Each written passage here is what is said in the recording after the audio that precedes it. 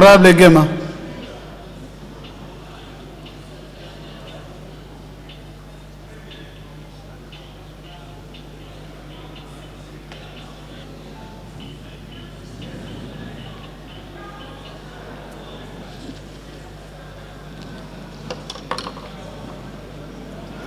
Honorable Président, honorables membres du Bureau, honorables députés, chers collègues, j'interviens dans le cadre de la ratification de la loi sur l'augmentation des quotes-parts des pays émergents au sein du Fonds monétaire international. J'ai, honorable Président, à ce sujet, deux remarques. L'une de forme, ou si vous le voulez, une remarque sur la procédure, l'autre sur le fond. La remarque sur la procédure est la suivante. Nonobstant ce que venait de dire l'honorable Ngoma, remarque que je trouve correcte, je vous dis, honorable Président, que je n'ai jamais compris pourquoi les ratifications des lois internationales par notre pays interviennent toujours en retard.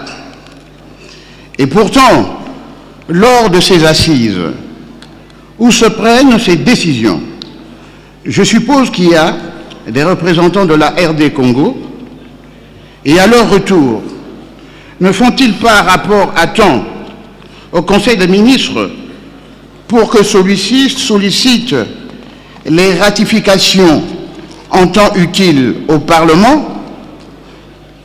Regardez, honorable Président, cette loi dont je parle.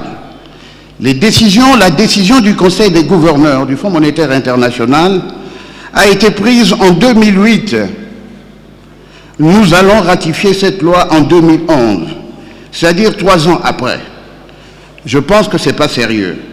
Je propose donc, honorable Président, qu'une recommandation soit adressée au gouvernement pour que les ratifications des lois internationales s'effectuent désormais dans des délais raisonnables.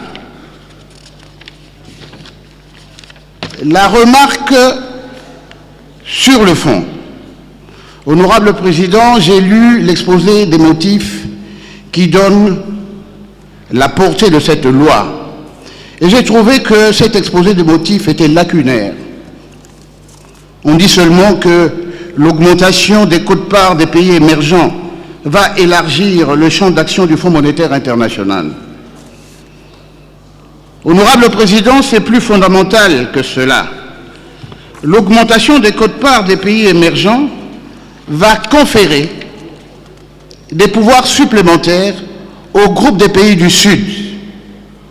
Il s'agit d'un rééquilibrage des pouvoirs au sein du Fonds monétaire international grâce à l'importance économique acquise par les pays émergents. En effet, au jour d'aujourd'hui, honorable Président, la situation est la suivante. Les États-Unis d'Amérique sont le pays le plus grand contributeur. Par ce fait, ce pays impacte les décisions du Fonds monétaire international. D'ailleurs, il est dit et entendu que le président de la Banque mondiale doit toujours être un Américain. L'Union européenne est le groupe le plus grand contributeur. En tant que tel, ce groupe impacte les décisions du Fonds monétaire international. D'ailleurs, il est dit et entendu que le directeur général du Fonds monétaire international doit toujours être un Européen. C'est ce que recusent les pays du Sud. Et donc, grâce à cette augmentation de leur capital, ces pays émergents sont en droit de proposer, entre autres choses, un candidat directeur général du Fonds monétaire international, et notamment le ministre des Finances du Mexique.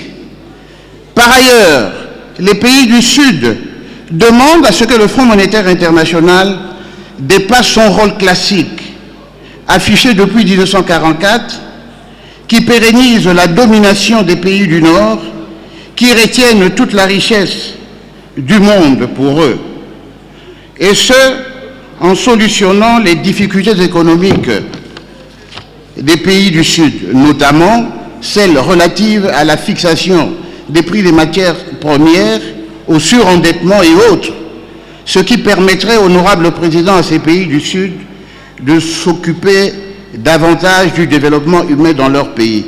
Je tenais, honorable président, n'est-ce pas, à apporter une lumière à ce sujet. J'ai dit et je vous remercie.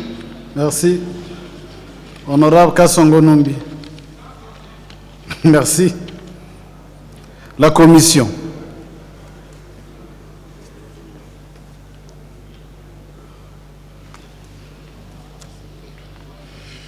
Merci, honorable, pour la parole que vous m'accordez. Mais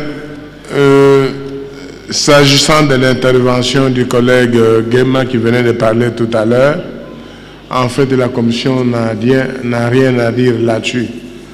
La recommandation qu'il faut faire au gouvernement afin que tous les traités internationaux soient présentés au Parlement à temps afin qu'on puisse autoriser la ratification, c'est tout à fait normal. L'explication qu'il venait de donner que les amendements au statut du Fonds monétaire international sont favorables aux pays du Sud parce que ça augmente leur importance, c'est tout à fait normal. Donc ratifions vite ces amendements au statut, ainsi nous aurons une importance certaine. Quant au collègue Mayombe, il a bien parlé, c'est un problème du gouvernement pour favoriser notre commerce, mais nous avions